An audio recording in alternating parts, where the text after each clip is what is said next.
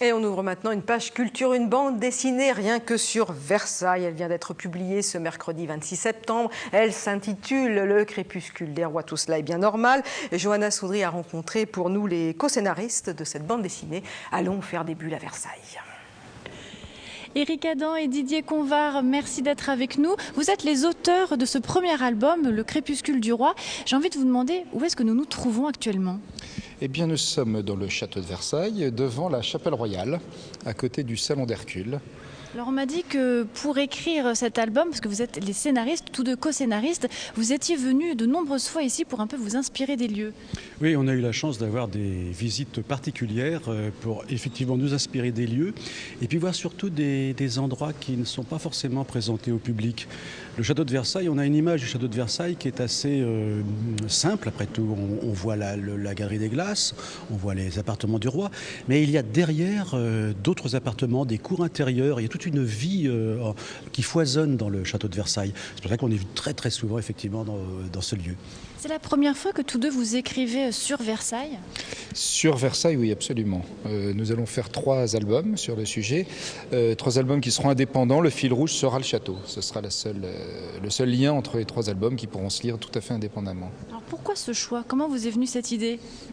C'est une collection que développent les éditions Glénat, qui est une collection sur les grands lieux du patrimoine. Il y a eu un album sur le Mont-Saint-Michel, sur Carnac en Bretagne, un autre sur le Panthéon, sur le pendule de Foucault.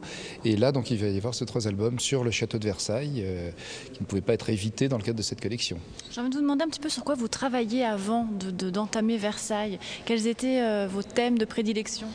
Mes thèmes de prédilection, c'est l'histoire, l'ésotérisme et tout ce qui touche aux sociétés secrètes et aux religions. Donc Versailles, effectivement, c'est une petite récréation dans mon histoire de scénariste. Mais d'un autre côté, Versailles est un petit peu ésotérique aussi, parce que Versailles montre beaucoup d'or, beaucoup de lumière, mais il y a une ombre dans Versailles. Et c'est ce qui intéresse les scénaristes, c'est de savoir ce qui se passe dans l'ombre. J'ai cru savoir que vous étiez plus western, j'ai envie de dire. Western peut-être pas, mais moi effectivement je suis moins mystique et spirituel que Didier, mais j'aime aussi beaucoup les histoires qui ont un cadre historique et dans lesquelles on puisse développer des intrigues un peu feuilletonesques. Nous sommes tous les deux des grands admirateurs des romans à la Dumas et voilà, c'est ce qu'on essaye de faire quand on écrit ensemble. Parlez-nous donc de cette intrigue à Versailles. Que va-t-on découvrir dans ce premier album ? Alors, ce premier album, en fait, le concept sera donc de faire 3 albums à 3 époques différentes pour montrer que le château, dans le présent, dans le passé et dans le futur, est toujours le même, est toujours là et a toujours autant de force symbolique et mythique. Et celui-là commence dans le futur. Donc, je ne vais pas dévoiler l'intrigue, mais on montre qu'il y a une sorte de perdurance, d'éternité dans la façon de vivre au château, mais qui cache des choses peut-être bien plus graves. Oui, j'ai un petit peu feuilleté l'album, je n'ai pas pu encore le lire, mais on voit, ça rappelle un peu la science-fiction. Est-ce que je me trompe ?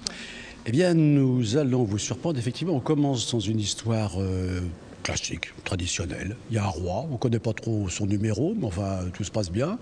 Les nobles font des histoires de nobles, les chambrières font des histoires de chambrières, et puis, il y a quelque chose qui se passe, d'un seul coup, on ressent des petits anachronismes, il y a des petites choses anormales dans l'histoire. Ça ne devrait pas se passer comme ça, surtout qu'après tout, les serveurs s'appellent tous Robert. Il y a des Robert qui servent, des Robert partout. Et ces Robert, de temps en temps, ils ont plutôt une allure de robot. Et ce château, on ne peut pas en sortir. Si on passe les grilles de ce château, on rentre dans un univers extrêmement angoissant, extrêmement anxiogène. Sommes-nous vraiment dans le château de Versailles à cette époque-là? On ne va pas en dire plus, juste peut-être rappeler les dates de sortie. Alors c'est le premier album qui est sorti, Le crépuscule du roi. Suivront ensuite... les titres, vous les avez. Moi je les ai, mais il faut que je les regarde. Mon anti-sèche, mais... Non, alors les titres, moi je me souviens pas tout à fait des titres parce que nous sommes sur le scénario. L'ombre de la reine. L'ombre de la reine, c'est le tome 2. Bravo, merci Eric, qui a une mémoire beaucoup plus jeune que la mienne. Et le 3e, on va encore réfléchir sur le titre. On sait que c'est l'histoire de Molière et du Masque de Fer. Et on réfléchit encore sur le titre. Merci beaucoup. Eh ben de rien, merci. Voilà, c'était Johanna Soudry qui a rencontré les co-scénaristes du Crépuscule du roi. C'est une trilogie, c'est le premier album de la trilogie.